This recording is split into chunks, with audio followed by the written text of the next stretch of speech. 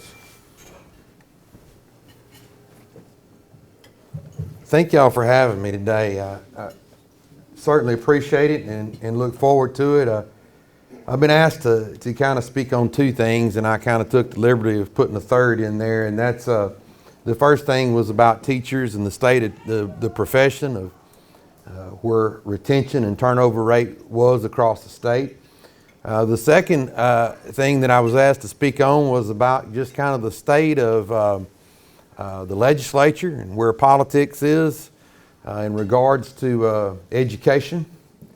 And then I'm going to also try to get to a moment that we can talk a little bit about Audrey Cunningham. But before I do, let me give a disclaimer. I've been sued a lot of times, okay? Much more than what I want to be sued. And so I don't want to be sued today, so let me give a disclaimer. In no way am I electioneering today. Attorney General Paxton has sued 7 school districts in the state of Texas for electioneering. So I firmly believe in the power of your civic duty in casting your vote. But today, I'm not asking you to vote. I'm not asking you not to vote. In the spirit of not getting sued, I really don't care whether you vote at all, okay?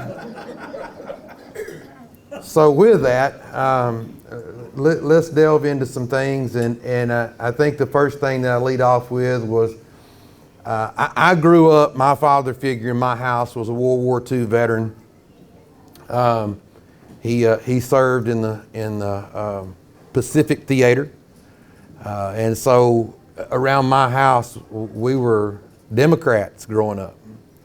And then a gentleman in a brown suit, kind of got a gold suit today, but a gentleman in a brown suit won the election for president named Ronald Reagan.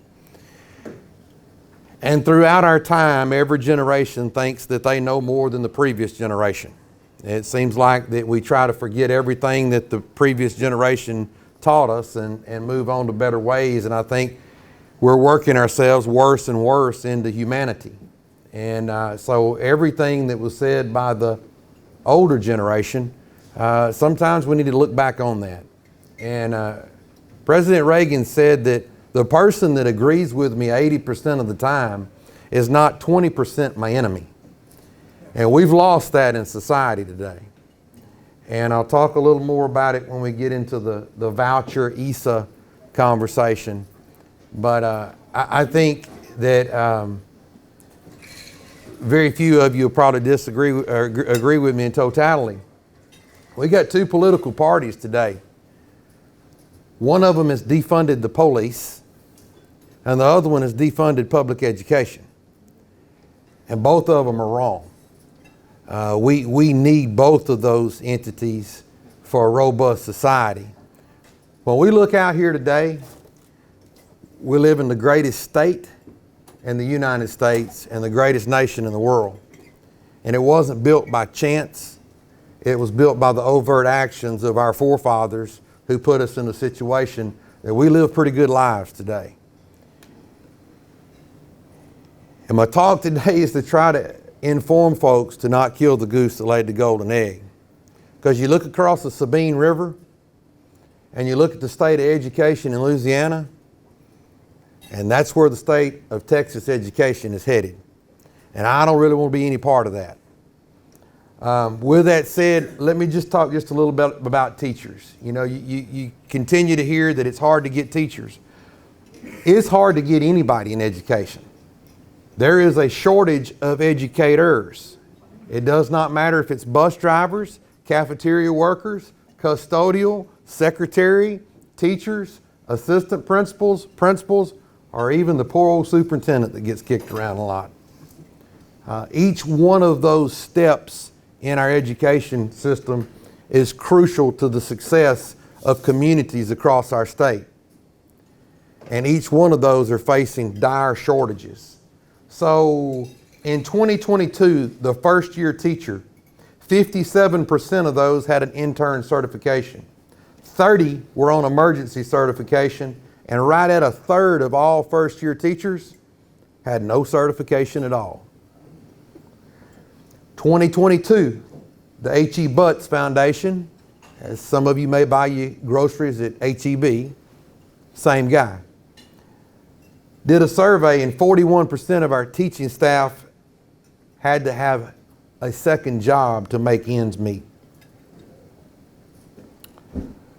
370,000 teachers are employed in the state of Texas in public schools, educating the 5.5 million students. That's 90% of the children in the state of Texas. So this economy that Governor Abbott taunts is one of the greatest economies in the United States and arguably the world here in Texas. It was built on the back of public education. Because who else would do it? Sure in the 10% of homeschoolers and private school folks.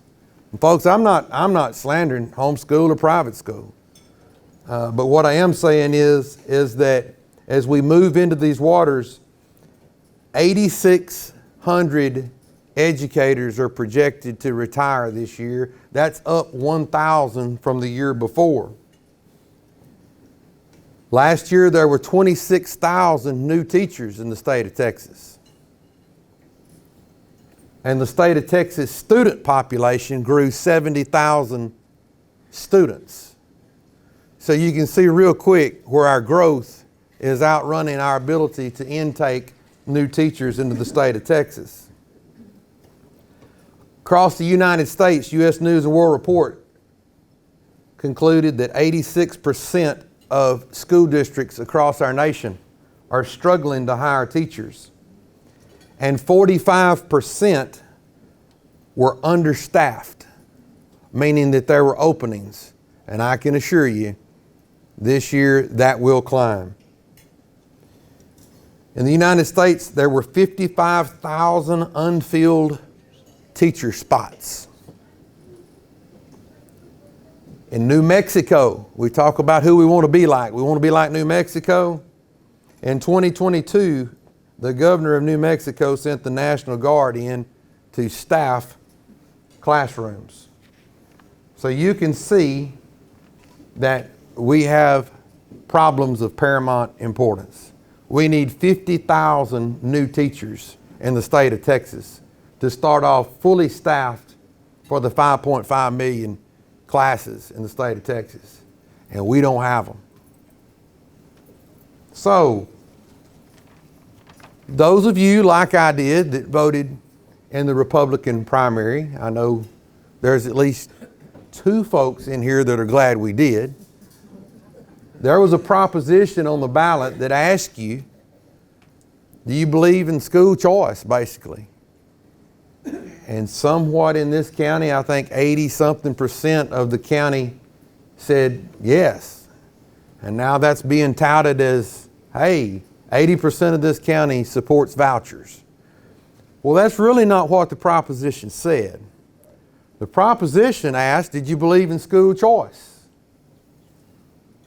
Well, who would say no to that?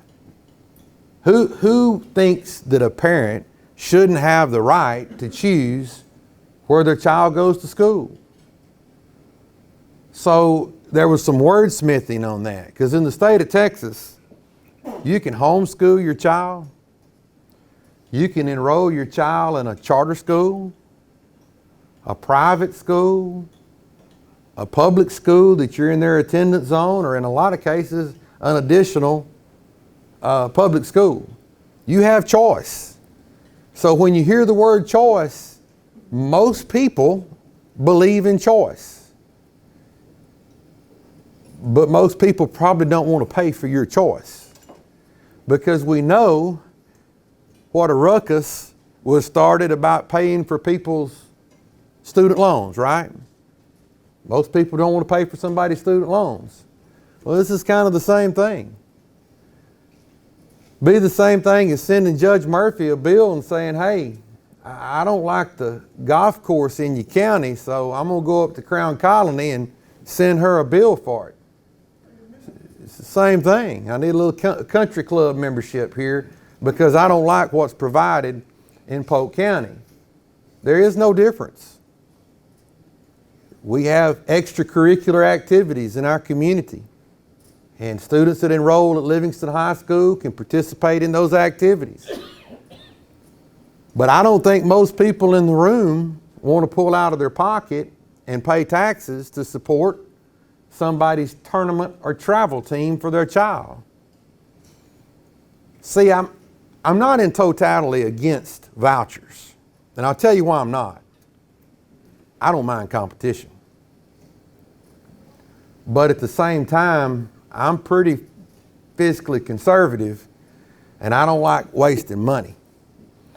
And so when we look at this voucher deal, the problem that I've got with it is that, number one, it's not on the ballot for everybody in the state of Texas to get informed about and vote straight up or straight down for it, or straight up and straight down against it. Because what could that $500 million do in the state of Texas? It could lower people's property taxes. It could fund public schools. Or it could pay for teachers' insurance increase that hasn't really been increased since the early 2000s. The state contribution has been stagnant. But make no mistake about it, the greatest fundraiser politically in the history of this state has been choice, school choice. There was a $6 million donation to Governor Abbott to basically get 16 people in the state of Texas unelected. These representatives took well over 80% of the governor's agenda and were champions for him. But the one thing that they disagreed, they run hundreds of thousands of dollars worth of TV commercials and sent you mailers, if you lived in San Jacinto County, that said that your representative could not be trusted, that your representative was lax on border security, said a lot of things, but didn't really say anything about vouchers. Because we can't call a voucher. We got to call it choice, or we got to say it's a education savings account. When at the end of the day, it's really none of those things. What it is a government bloated entitlement program. There's $500 million sitting in Austin this evening that were not appropriated, that were meant for 50,000 voucher students, bless you, to be allocated so that they could go to private schools. Schools with no accountability, and no say of the people who are paying the tax dollars. You know, maybe that's what Texas wants. But I think when you put something like that on the ballot, and they start to see the things that happen in Arizona, where it started out $500 million, and then the estimated cost for the next biennium is $4 billion, with a virtual expansion school of $7.5 billion. The full cost of vouchers under the Homeschool Students and Private School Student Act that was proposed in the last legislative session would have been around $21 billion. If all eligible students, public and private and homeschool, received the $10,500 ESA, that's $63 billion. Keep in mind that the Foundation School Program that funds public schools is $26 billion. So the money don't add up. In House Bill 1, which that took 4 special sessions to get to, in that bill was a provision that allowed for somebody's got to overwatch this money, right? These billions of dollars that's going out. Somebody has to implement that program. And so there was a 5% set aside for some entity that could oversee that program. What cost is that? In 2025, their take alone would be $23 million. 2026, $95 million. 2027, additional $95 million. And in 2028, it would be $115 million. So if people are investing from the state of Pennsylvania, millionaires that are vested in TikTok, that have made money and pouring it into the state in order for the state of Texas to have school choice, which we already have. Why are they doing that? Well, he just told you there's millions of dollars in just overseeing it, not the additional monies that would go into running a school. And folks, I'm a sinner. But I've been saved by the grace of God. And I can tell you this, I don't mind spending money in the name of Jesus Christ. Sounds real good. But in a private school, if you send money to my faith and my religion, you also got to remember, you send it to somebody else's faith and somebody else's religion. And I kind of get a little bit uneasy when there's faiths out there that are hostile and call me an infidel and want to kill me just because of who I am. So, in my personal opinion, the best thing is to separate church and state, kind of like we got now. Lastly, let me just say this as far as education goes. Livingston has been fully staffed and we've been blessed tremendously. We've been blessed by a board of trustees that supports our recruitment and retention plan. We've been blessed by administrative stability that have been in our district that have continued to nurture the values of our community while at the same time holding high expectations for kids. And that has allowed staff to not be in a limbo, to feel secure. Our teacher turnover rate, professional turnover rate last year was 10%. That's one of the lowest in the state for any school anywhere near our demographic. We're very proud of that because it gives our kids a leg up so that they can come back and have a home field advantage and the things that they need to do in their educational process. But here's what I know. Why am I not opposed to vouchers just straight up? I think the state of Texas, you as taxpayers ought to vote. And you ought to be informed about what you're voting for. If you want to spend that amount of money, then that's what a democratic republic is about. Spend that amount of money. But you're not going to fix education by doing that. The only way you fix education is by making sure that the profession is held in the esteem and respect that it used to be in. The success that Mr. Gilbert talked about has been because we've got great teachers in our classrooms. And that's why I'm not opposed for any type of competition. Livingston is going to continue to have great teachers in the classroom. The behaviors of adults is what determines the outcomes of students. And as long as we can keep the best teachers in front of our kids, we're going to always prevail. There's no one around us that does the things that we do. And I'm very proud of that. It's been a long, hard road to get to where we have 17 career pathways and 52 programs of study at Livingston High School. Our kids are doing everything from welding to cosmetology to becoming the next generation of engineers, CNA, LVN. I can go on and on about the 52 programs of study that we have. Sheriff Lyons has been a very big champion of working with us and ensuring that our criminal justice career pathway has opportunities for our students to unload the next generation of workers for Polk County. 2 years ago, one of our partners slipped a charter school into our community. You probably never heard about it. Why? because they couldn't compete with us.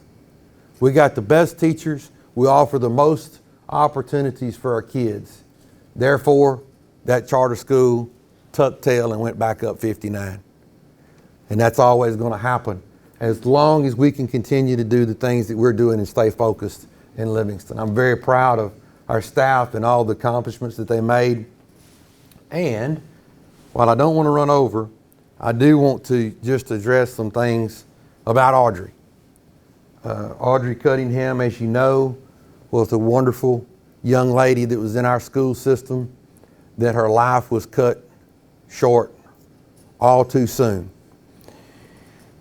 And I continue to get people to, on both sides of the fence with this, about Dr. Hawkins, you need to speak up for the children that you have. And then I get people that says, hey, you don't need to say anything, that's none of your business. Well, folks, it is my business because I'm in the kid business. And she was one of my kids. And right or wrong, there is a political party that would think that parents have all the say. And there is a legal term, for those of you for the legal background in here, it's called loco parentis. And when students are placed in our care, we have loco parentis, which means that we act in the place of children, parents. And so that's something that you just don't cut off. And so my heart's broken for what happened to Audrey. And I would be remiss if I didn't continue to talk about what it is that needs to be for justice for Audrey. And so I've been asked that question a whole lot. And let me tell you this, the system did not fail Audrey Cunningham. People failed Audrey Cunningham, okay? We got a pretty great system in our state and in the United States. And we're not perfect. We're not perfect because we're human beings. And along the road, there were choices made that weren't good. And it led to where we were, or where we are today. And so as you look at justice for that young lady, first of all, some of you may not agree with this, but I'm very blunt about it. There needs to be a message sent to all of the other serial criminals in our society. And there is no other option other than capital punishment. The death penalty is the only punishment that sends a just message to whoever is convicted for this heinous crime of this precious child. Period. There is no other path forward. The second thing is that, go back to those political parties. We've got to fund things. My teachers and my school district, as Mr. Barton's is, has been operating since 2019 on the same dollar. And you know what's happened to your money? Groceries, insurance, I can go on and on about the cost of living that has gone up. We haven't gotten any new money. We're still operating pre-COVID on money. And our school teachers are the only people that the legislature acts on in the state of Texas that did not get any raise. There was no additional monies. So at the end of this, Ms. Birdwell is going to pass out a Hawks Talk, and you can see where the Board of Trustees gave a raise. That's local funds, but we were the only ones, I guess, that wasn't worthy of a raise in the state of Texas. We got to fund public schools, fully fund public schools. Another thing is we got to fund this man's sheriff's department over here. I had growing up, a friend of mine, his mother always told us boys, we'd look around and we'd find these beautiful trucks, big four-wheel drive trucks that we wanted to buy. And she'd say, if you want to look pretty, you got to pay for it. Well, there's a lot of wisdom in that. If you want things right, you have to fund them. Sheriff's got open positions over there. We got to figure out a way to staff law enforcement and staff child protective services.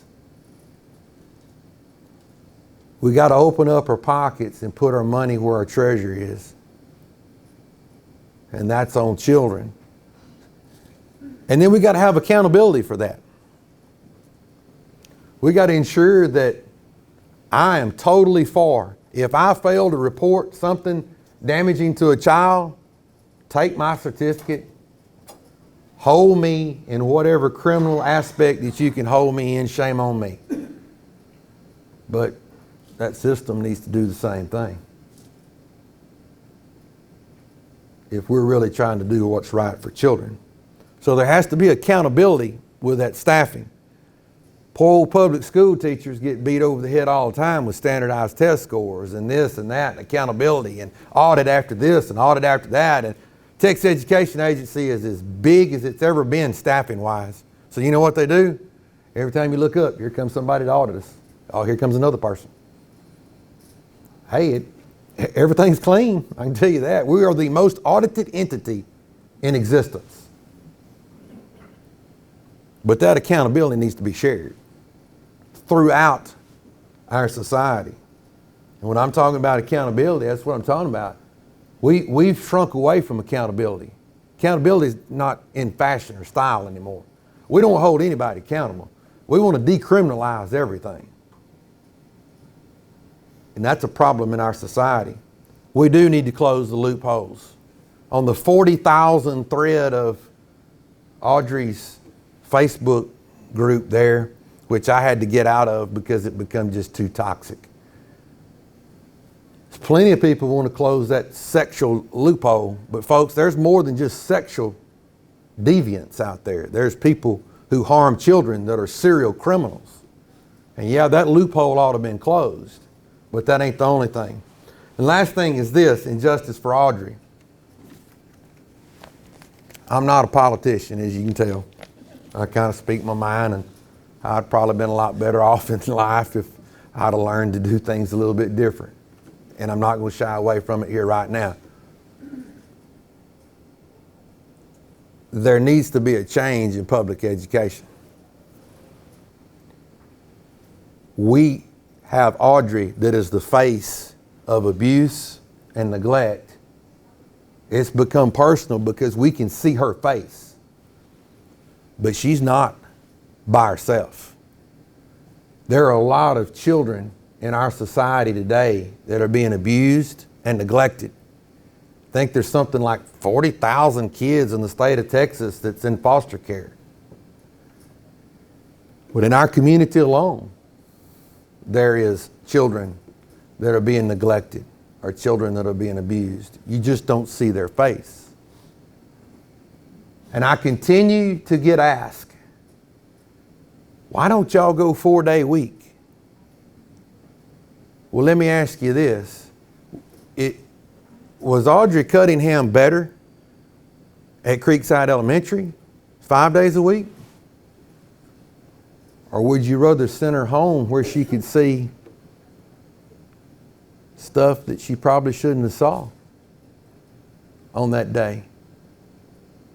Good God Almighty, if I could keep kids 7 days a week, I'd keep them, because our teachers love our children.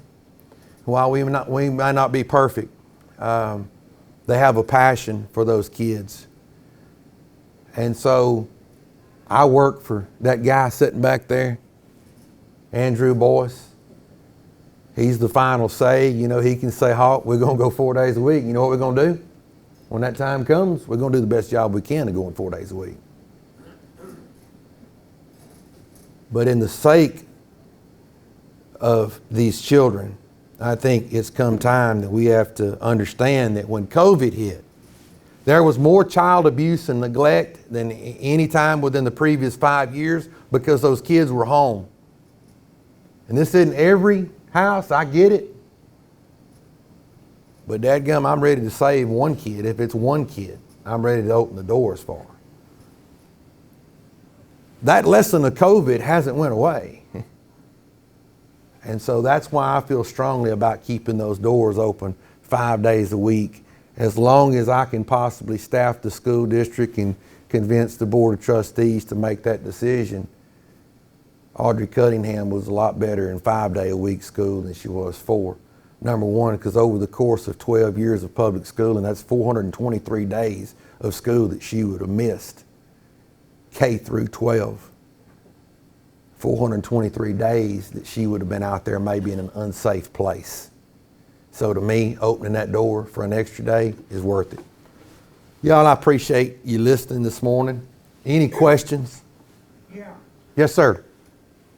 A more pleasant topic. Could you give us an update on the timeline of the new football stadium? Oh, we've moved on to the important things, I see.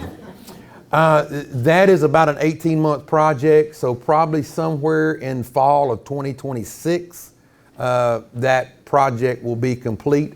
Lord willing, weather and all those things can come into play. But you remember when we built the track there, that's probably the longest built track in the history of Texas high school sports, because the rain set in, and it rained like in Forrest Gump, to where we didn't know it was ever going to stop, and then one day it did. But Lord willing, 2026, that thing should be complete. Dr. Hawkins, I have a couple questions for you, just kind of out of curiosity. I know that y'all do the best that you can with the budgets that you are given. The money need to be allocated in many different areas.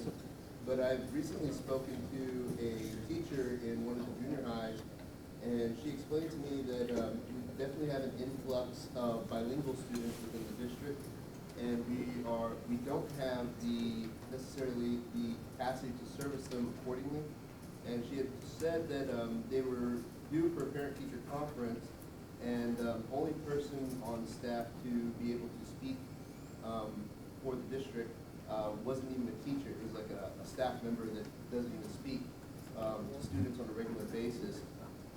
What challenges do we face in accommodating that growing population within the district, and do you have any plans to move forward with that? Yes, first of all, if you can help me recruit bilingual people, man, we're doing the best we can do. But like everywhere else, bilingual educators are in the greatest shortage of any. We are fully staffed.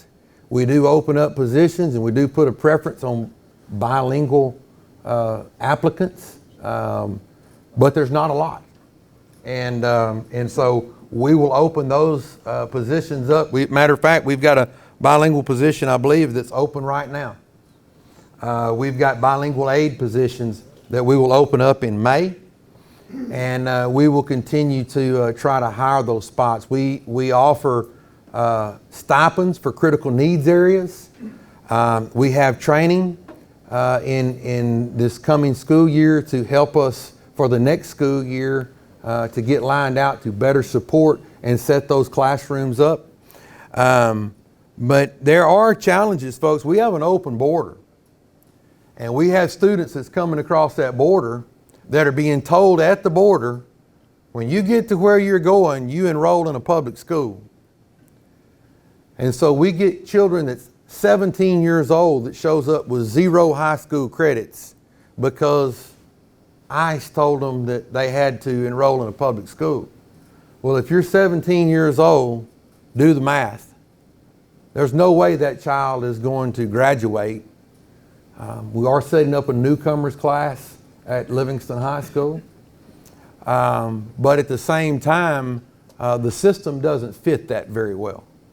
And so the open border that we have down there with thousands of migrants that are pouring across the border are not only causing problems in different areas of society, but especially in public schools. And so hopefully I answered kind of what you were looking. One more question? Anybody else? One thing you neglected to say a while ago. You were talking about how blessed we were with all of our teachers that you have and staff. Yes, sir.